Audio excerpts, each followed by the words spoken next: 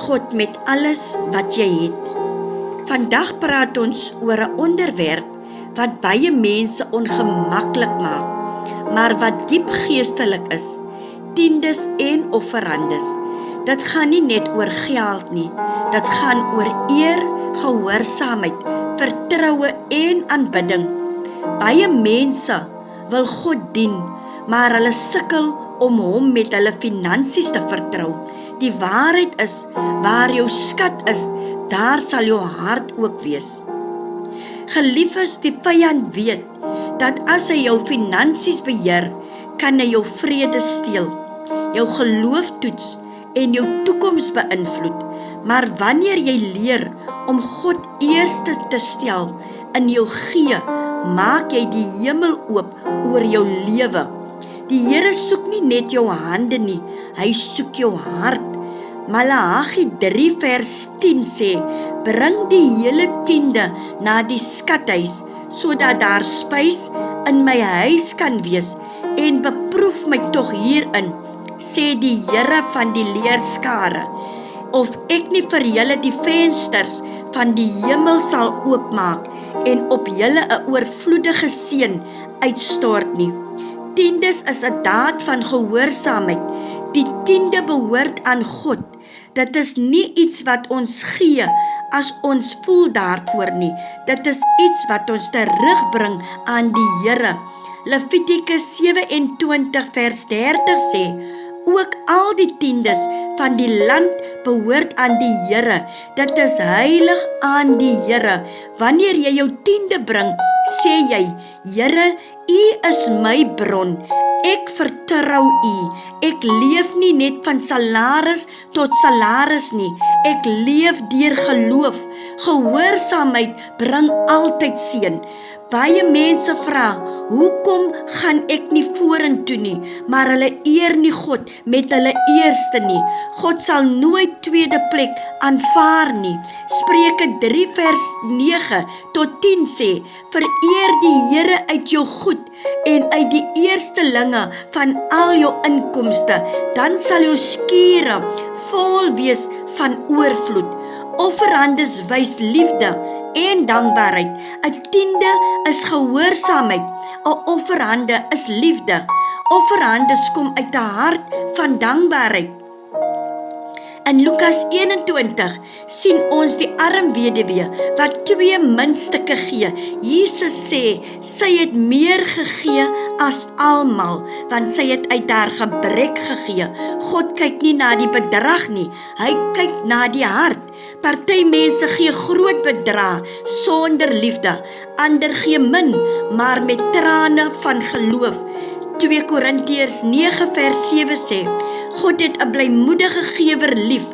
Wanneer jy gee, gee met geloof, gee met blydskap, gee met eerbied, gee met verwagting. Want wat jy saai, sal jy maai. Galasiërs 6 vers 7 sê: moenie dwaal nie, God laat hom nie bespot nie, want net wat die mens saai, dit sal hy ook maai. Daar is 'n geestelike wet van saai en maai. As jy liefde saai, maai jy liefde. As jy gebed saai, maai jy deurbrake. As jy finansiëel saai, bring God voorsiening. Lukas 6 vers 38 sê: gee en aan julle sal gegee word. 'n goeie maat wat ingedruk en ingeskit en oorlopend is. Die wêreld sê: hou terug, maar God sê: gee en ek sal voorsien. Die weduwee van Sarfat het haar laaste brood vir Elia gegee en die meel het nie opgeraak nie.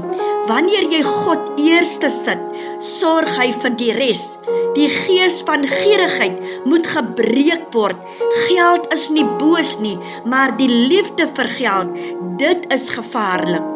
1 Timoteus 6 vers 9 sê: want die geldgierigheid is die wortel van alle ewels. Die vyand wil hê mense moet bang wees om te gee, vasgevang wees in skuld, leef in gebrek mentaliteit.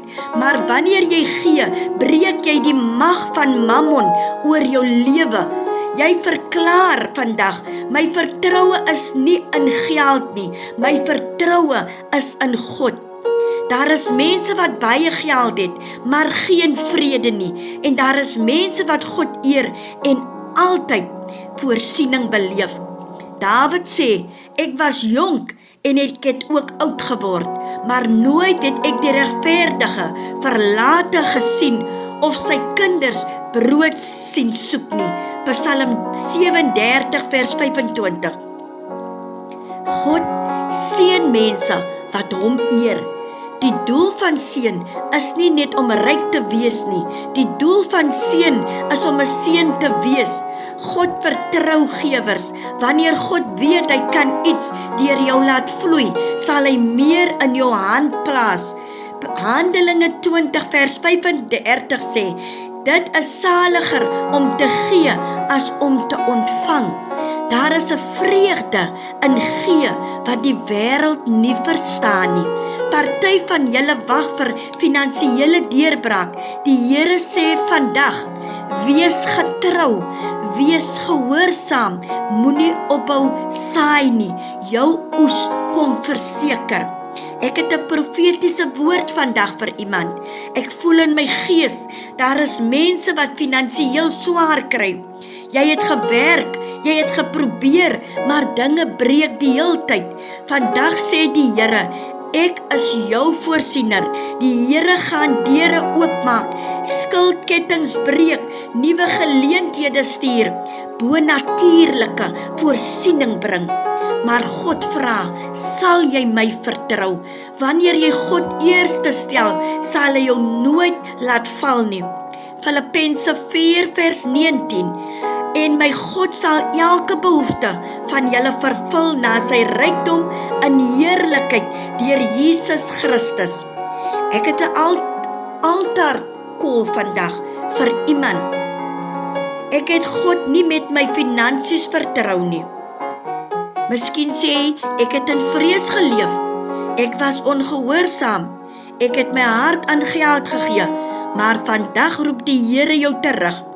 Hy wil nie jou geld hê sonder jou hart nie. Hy wil jou lewe verander. As jy vandag wil sê, Here, ek vertrou U. Ek gee my lewe aan Jesus. Ek wil leer om U eerste te stel. Dan bid ek hierdie gebed vandag saam met jou. Here Jesus, ek gee vandag my hart vir U. Vergewe my sondes. Leer my om U te vertrou. Breek elke gees van vrees en gebrek oor my lewe. Ek verklaar dat U my Here en my voorsiener is in Jesus se naam. Hemelse Vader, dankie vir U woord vandag. Dankie dat U ons bron is. Ons vertrou nie op mense, geld of die wêreld nie. Ons vertrou op U. Ek bid vir elke persoon wat vandag na my stem luister. Maak finansiële deure oop in die naam van Jesus. Bring bonatuurlike voorsiening in Jesus se naam. Breek skuld en gebrek. Gee wysheid oor finansies. Herstel wat verlore gegaan het. Ek verklaar seën oor families. Ek verklaar voorsiening oor huise, werksgeleenthede, deurbrake, guns en oorvloed. Laat elke saad wat in geloof gesaai word, 'n groter oes voortbring. Ons verklaar dat die vensters van die hemel nou oopgaan in die magtige naam van Jesus Christus. Amen en amen.